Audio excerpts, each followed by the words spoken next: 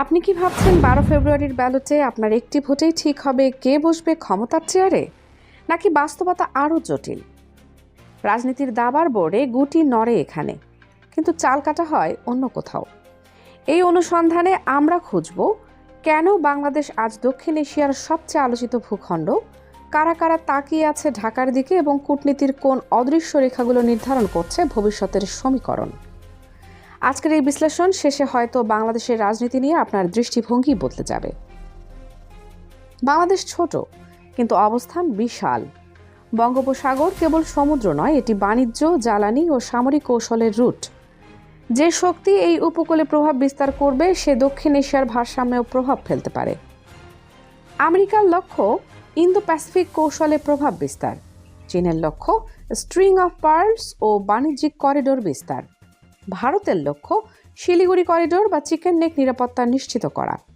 এই ত্রিমুখী প্রতিযোগিতায় বাংলাদেশ এখন আঞ্চলিক কূটনীতির হটস্পট। সম্প্রতি পাকিস্তানের ডেপুটি প্রধানমন্ত্রী ঢাকায় এসে বৈঠক করেন।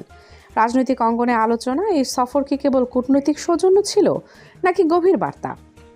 কিছু বিশ্লেষক মনে করছেন পাকিস্তান এমন একটি সরকার চায় যা ভারতের প্রভাব থেকে দূরে থাকবে।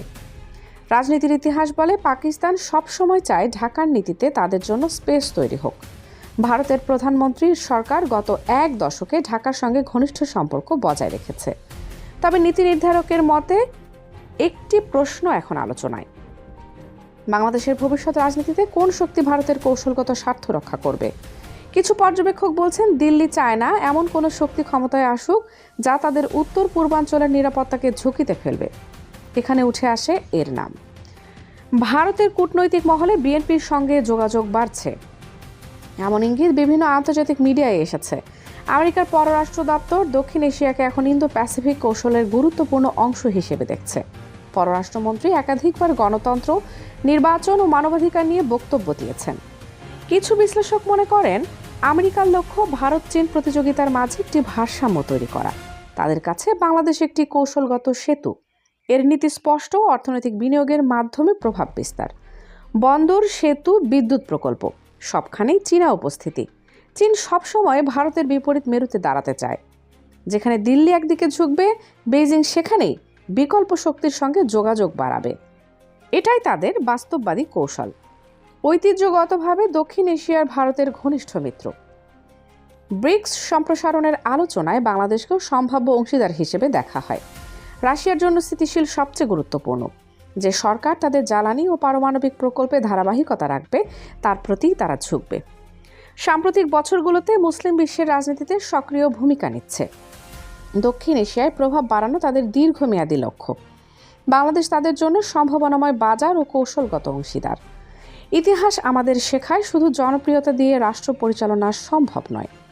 দুজনেই বিপুল সমর্থন পেয়েছিলেন, কিন্তু আন্তর্জাতিক ভারসাম্য রক্ষা করতে না পারলে ক্ষমতায় টিকে থাকা কঠিন হয়ে পড়ে। রাষ্ট্র চালাতে হয় অর্থনীতি, প্রতিরক্ষা, কূটনীতি সব মিলিয়ে। রাজনীতি সাদা কালো নয়, এটি গ্রে এরিয়া, যেখানে কৌশল, সমঝোতা, সমন্বয় সবই ভূমিকা রাখে। ইতিহাসে হুদাইবিয়ার সন্ধি ছিল কৌশলগত ধৈর্যের উদাহরণ। রাষ্ট্রের স্বার্থে কখনো কখনো অপ্রত্যাশিত পক্ষের সঙ্গেও আলোচনায় বসতে হয়। বাংলাদেশের নির্বাচন শুধু দেশের ভেতরে লড়াই নয়, এটি আঞ্চলিক শক্তিগুলোরও কৌশলগত হিসাবের অংশ। তবে শেষ কথা জনগণের। ব্যালটই বৈধতা দেয়, কিন্তু বৈশ্বিক রাজনীতির ছায়া অস্বীকার করা যায় না। প্রশ্ন হলো, আমরা কি আবেগ দিয়ে দেখব নাকি বাস্তবতা বুঝে সিদ্ধান্ত নেব? আজকের আলোচনায় আমরা দেখলাম ঢাকার মসনদের লড়াই আসলে বহুমাত্রিক। ভোট আছে, ভূ রাজনীতি আছে, কূটনীতি আছে। এই মুহূর্তে সোশ্যাল মিডিয়ায় কি ট্রেন্ড করছে, নির্বাচন নাকি সিক্রেট? স্টেডিয়ামে একদিকে উন্মাদনা, অন্যদিকে রাজনৈতিক সমাবেশ। কিন্তু প্রশ্ন হলো, এই ক্রিকেট উন্মাদনা কি কেবল খেলা, নাকি রাজনীতির উত্তপ্ত আবহ ঠান্ডা রাখার এক নরম পর্দা? বাংলাদেশ ক্রিকেট শুধু খেলা নয়, এটি আবেগ, পরিচয়, জাতীয় গর্ব। যখন মাঠে নামে তখন রাজনীতি, অর্থনীতি সবকিছু যেন কিছুক্ষণের জন্য পেছনে চলে যায়। এ ম্যাচ মানেই লাখো দর্শকের উচ্ছ্বাস। আর যদি প্রতিপক্ষ হয় ভারত, তাহলে উত্তেজনা কয়েক গুণ বেড়ে যায়। এখানেই রাজনীতির সূক্ষ্মরেখা। ভারত বাংলাদেশ ম্যাচ মানেই কেবল খেলা নয়, এটি কূটনৈতিক আবহ, জনমত, আবেগের ঢেউ। দক্ষিণ এশিয়ায় বহুবার দেখা গেছে ক্রিকেটকে ব্যবহার করা হয়েছে সম্পর্ক মেরামতের সেতু হিসেবে। ভারত পাকিস্তান ম্যাচ মানেই রাজনৈতিক বার্তা, বাংলাদেশ ভারত সিরিজ মানেই মিডিয়ায় আলোড়ন। খেয়াল করুন, নির্বাচনের আগ মুহূর্তে বড় কোনো সিরিজ, বড় জয়, বড় বিতর্ক, এসব কি কেবল কাকতালীয়? বিশ্লেষকরা বলছেন বড় স্পোর্টিং ইভেন্ট জনমতকে প্রভাবিত করে। জাতীয় গর্ব বাড়লে সরকারের জনপ্রিয়তা বাড়ে, বিতর্ক হলে বিরোধীরা সুযোগ নেয়।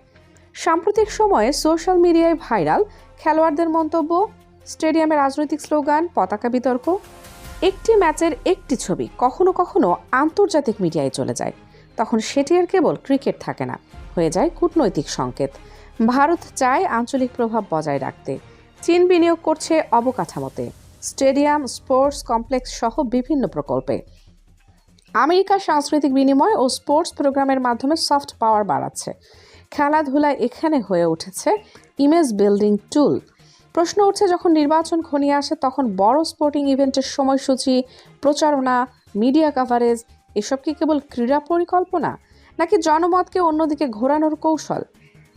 বিশ্বজুড়েই দেখা গেছে অর্থনৈতিক চাপ বা রাজনৈতিক উত্তেজনার সময় বড় টুর্নামেন্ট আয়োজন জনমত সাময়িকভাবে শান্ত করে। ক্রিকেট আমাদের এক করে, কিন্তু ভোট নির্ধারণ করে ভবিষ্যৎ। স্টেডিয়ামের উল্লাস আর ব্যালট বাক্সের সিদ্ধান্ত দুটোই গুরুত্বপূর্ণ, তবে একটিকে দিয়ে অন্যটিকে আড়াল করা যায় কি? এই ধরনের বিশ্লেষণ পেতে চ্যানেলটি সাবস্ক্রাইব করুন, বেল আইকন অন রাখুন। আল্লাহ হাফেজ।